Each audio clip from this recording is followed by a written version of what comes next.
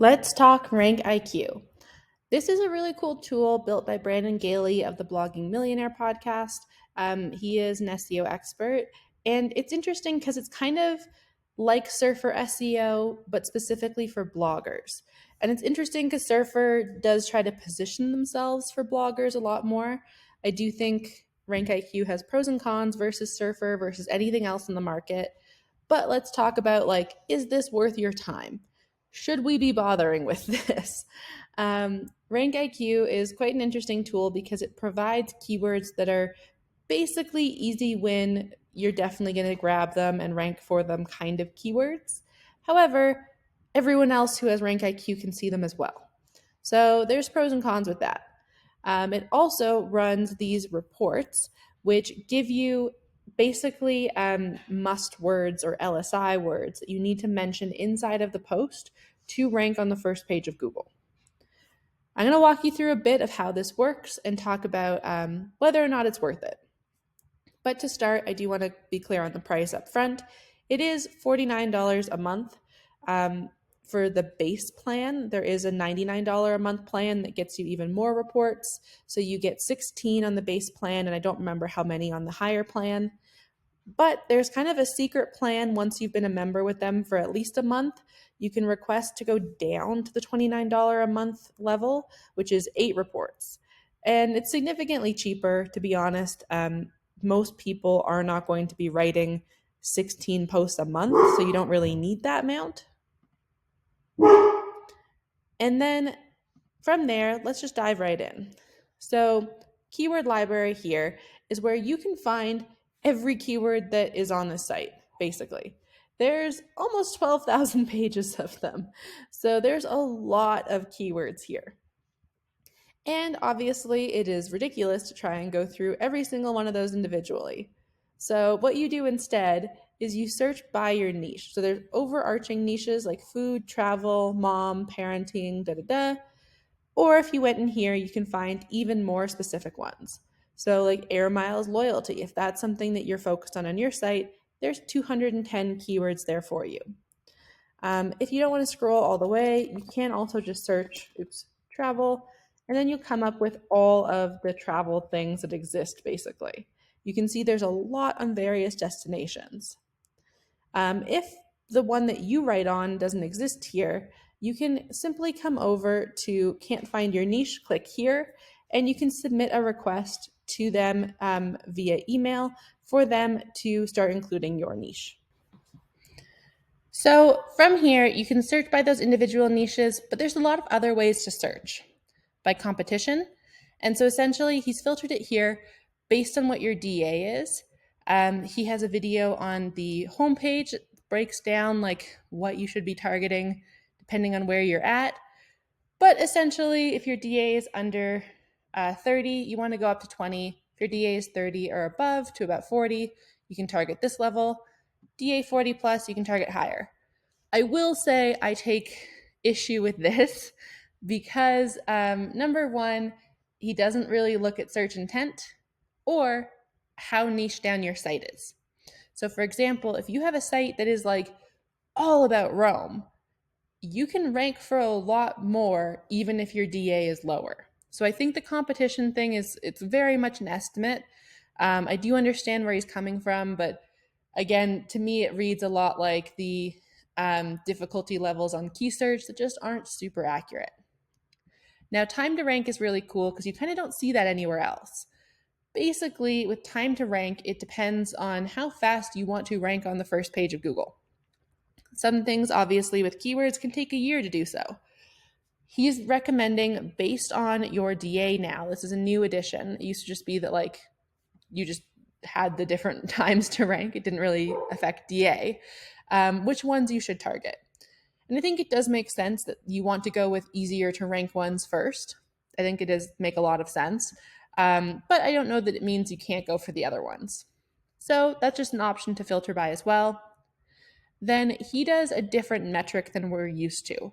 So most of us are used to average monthly page views, which are basically monthly impressions. And so because of that, it looks quite high. However, as we know, you're never really getting all of that impression. It just doesn't really happen because not everyone clicks through. It depends on your location, on the page of Google, and all sorts of other factors. Especially like thinking of weather, like, I don't know, what's the weather where I am now? You look at that little widget on the top. You don't really go into like all the sites about it. So what Brandon has done is he has amalgamated this based on the traffic that the top 10 results get in Ahrefs. Ahrefs has a feature where like you can see how much estimated traffic something gets versus like beside the page view. So you get like both ideas essentially. And he has amalgamated this to be for the full year because obviously a lot of things are very seasonal. So like if you had like a Christmas mocktail or cocktail or party or Christmas lights or whatever, that's going to pick up for a little while, but we're not searching that year round. So this is basically how many visits you might get throughout the year, which means that even though it might seem lower, like this one about some banknote I don't really understand, is like it's under 1,000 a year. And you might think like K divided by 12, that's not that much. And that's true, it's not that much. However, that is like the estimated traffic you will get from being on page one. So with that, it's the actual kind of rough click-through numbers for that keyword. And it factors in like syntactically similar keywords, but doesn't factor in all the keywords. So you can even up this by adding things like FAQs. Now, if you want to search by just individual things, you can start typing different words. So for example, I don't always like to look just in the travel section because sometimes the way this is formatted, things kind of get put in different spots you wouldn't expect. So let's say I want to know about California. And again, you can put commas to have any. If you want all, you would select all. This is very, very similar to Ahrefs, to be honest. But here I'm going to get a lot of extra things on California, like camping. That might not be in the California section. That might be somewhere else. Airbnb camping, Airstream camping, like I'm guessing that's actually in a camping area and not in the California travel section. So personally, I prefer to filter it this way to try and get as much relevant stuff as I can. Because otherwise you are kind of at the mercy of the organization and I don't want to miss stuff. Like you might find something that's like super, super great. So then it's up to you to go through them. If you click on them, you can add them to your My Keyword section, which is basically just a list that looks just like this, but only of the ones you have added.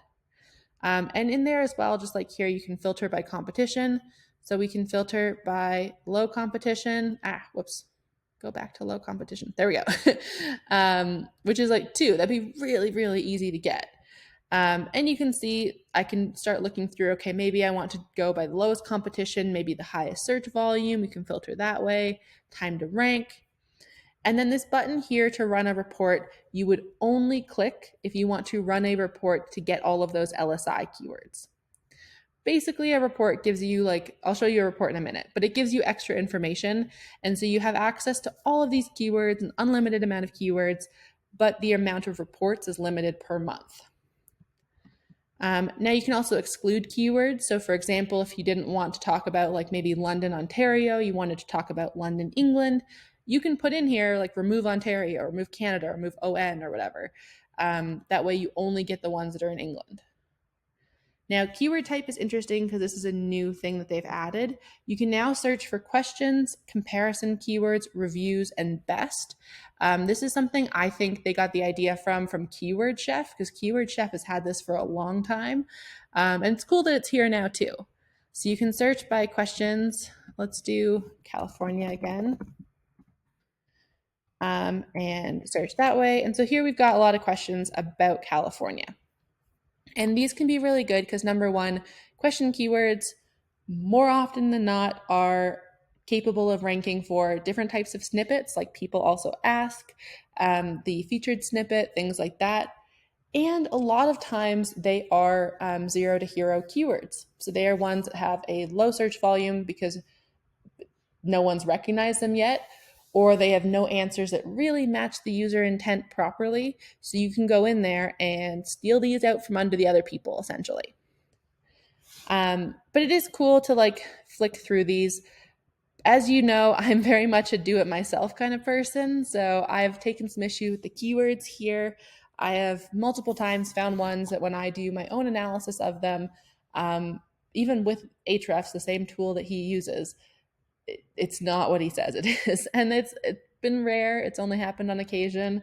Um, but it's happened often enough for me to have some questions about this and to recommend that you don't just blindly accept any keywords he offers. Instead, you do reevaluate them. Like, I would not say you can just have RankIQ. You have to still have key search and or Ahrefs. Now, in the report section, we're just going to go through and pick one. So we have where to stay near Jasper National Park, and we're going to open up the report. So this is the first thing you'll get is it's what to target. So there's a grade. With travel, most of them are A or above, to be honest. You get the average word count, which is like the recommended word count you should go for. Again, a lot of this stuff is in the key search content assistant area for free. So take it with a grain of salt. And I will say I would not run an optimization report on something like a zero volume keyword because it's going to pull from what's in the top 10 already ranking. And if the top 10 is terrible or like just forums, it's going to skew the results. Now it has some information on Google ranking analysis, which is interesting. So it tells you that like competition score that he gives, time to rank, estimated visits per year, and you can download the whole thing.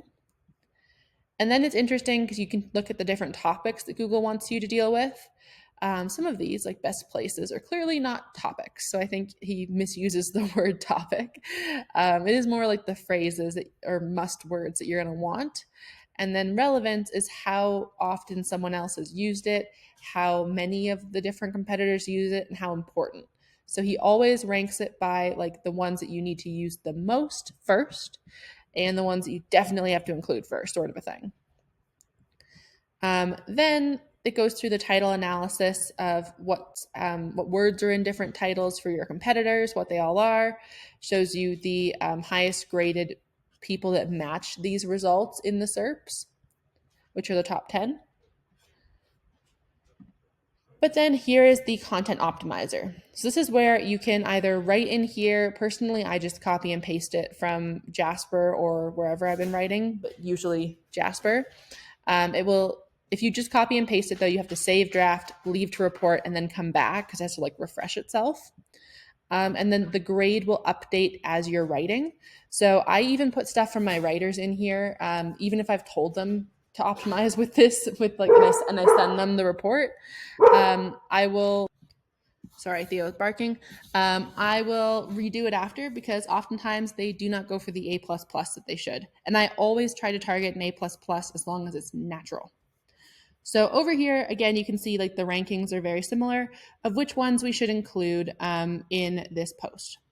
Now with Surfer SEO, it recommends a number of times to use them in the post. This one doesn't. And I think there's flaws with both. I wish there was a middle ground. So with Surfer, it will tell you like, okay, use this 22 times. And you're like, Jesus Christ, no, it just makes no sense. It really wants you to over optimize. With this, you have no idea how many times your competitors have used these. So it becomes a bit more manual again to go in and check what your competitors are doing. But basically, my way of thinking of it is the higher up it is, the more often you should use it, probably 2 to 3 times. Some of them, like if it's like a lodge or resort, this is obviously like an affiliate post for hotels or resorts or something. You're going to mention them maybe twice because you're going to mention them in a header and then inside of the body of that text. And that's probably fine. You can also show unused. So as you write, you're not going to get like bogged down in what is already existing or like what you've already used because it'll turn green. Like if I type in Jasper National Park, it goes green. But if I if I toggle to show unused, it gets rid of it. This is the thing though with this and with Surfer is that they're both looking for optimization based on what's in here. And they can't really look at, does it make sense? Is it good English? Blah, blah, blah. It's not how they work. So you still have to be doing the work of writing a good post that is written for people. Typically, what I do is I would come into RankIQ, I would look at kind of what's in the recommendations and make my outline. I would still do this with key search as well, which is why I'm kind of like, I don't know if it's worth it. Because typically, when I've compared it with key search, it's the same. Like I can find all the same stuff. You just get extra like words basically that you would probably use.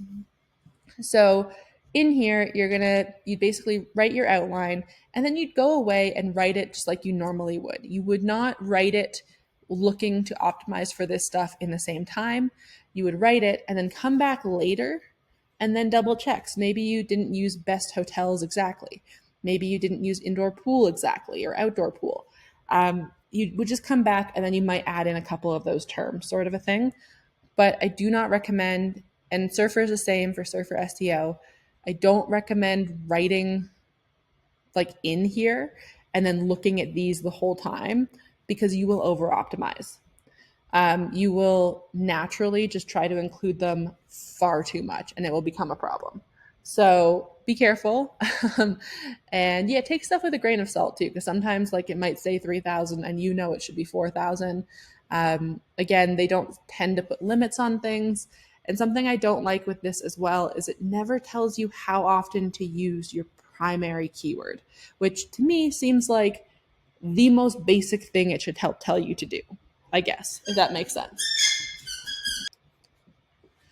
So because it doesn't do that, you still have to, again, like I said, have key search, do the manual searches for everything. Yeah, which becomes a little bit frustrating. You can also connect it to your search console to check rankings, and you can look at your keywords and export them whenever you feel. Another issue that I had with Surfer is that if you cancel your plan at any point, you lose entire access to everything. So even the reports you've already run that maybe you haven't like filled out yet, like you can see I have a bunch here that I just haven't had time to do.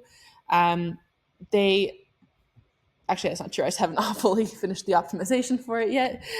Um, they're here, but if I close my account for even a month because I'm like, okay, I'm going to just like write these posts, I will lose access to all of these. I will have to go in manually ahead of time and download a CSV report, which does not look like this. It looks like it has these bits up top, and then it just has this list. But it has all of them. It doesn't say see all, but like it does not have the functionality to be checking like this as you go. So it's kind of, I think that's pretty shitty, to be honest. I don't like that that's the limitation of it, and that you also cannot access your saved my keywords once you are not paying for even a month. So I think it's pretty common with a lot of systems that like if you've paid for a report, you should be able to access that report in perpetuity. So yeah, that's basically rank IQ. I think it is good. I just don't think it's perfect or like the best, the be all and end all.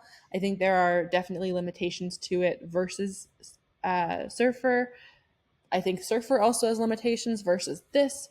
Surfer doesn't have a lower plan that like competes with this $29 a month one.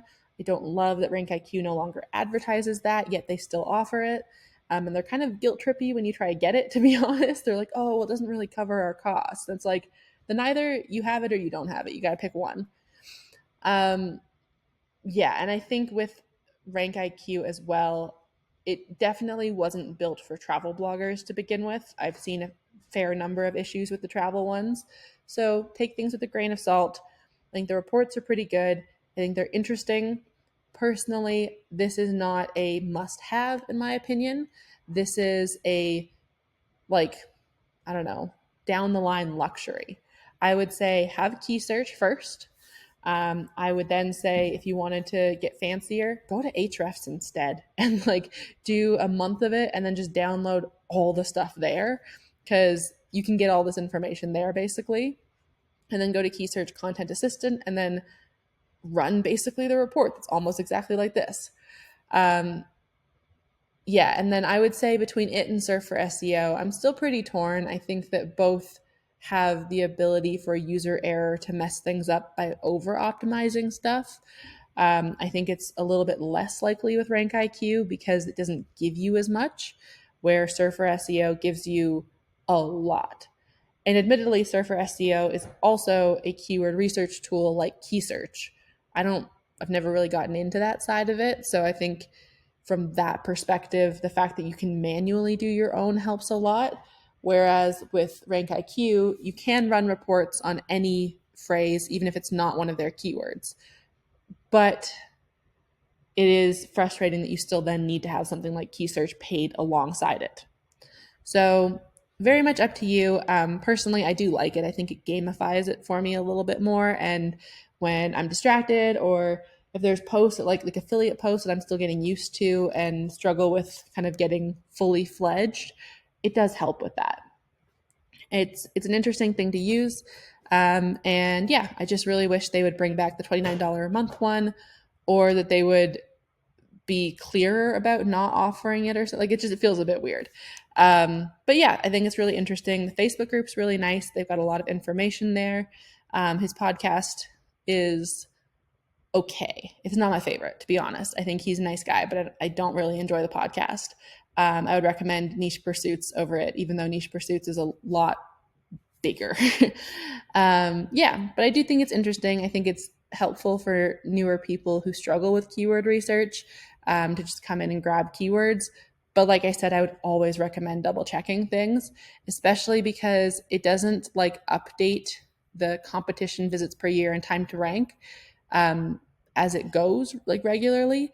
So sure, somebody with like a DA70 site could just come in and write for all of those 2 competition ones, and then that competition would really change. So yeah, it's definitely a grain of salt thing.